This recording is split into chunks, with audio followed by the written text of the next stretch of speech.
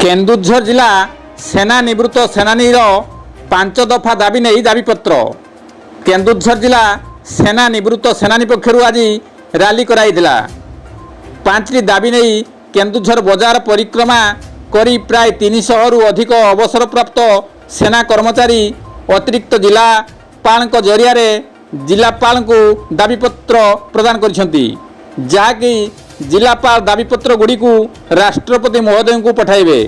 एथिरे मुख्य भूमिका अंशग्रहण करथिले केन्दुझर सभापति दोलगोविंद पात्र, संपादक चंद्रमणि दलई, घटगाँर सभापति जदुमणि बेहेरा, उपसभापति तथा जिला संयोजक बलभद्र महाकूड़, संपादक दिलीप बेज, पाटना सभापति उपेन्द्र महांतो, हरिचंद्रपुर सभापति जयकृष्ण महांतो, राज्य आसी जोग देथिबा उत्कल सेना निवृत्त सेनानी संघर सभापति करुणाकर नाथ, मुख्य उपदेष्टा सीतेश कुमार पंडा, अरुण कुमार पति और प्रधान बाबू आज शांति श्रृंखला सह रैली समाप्त होता।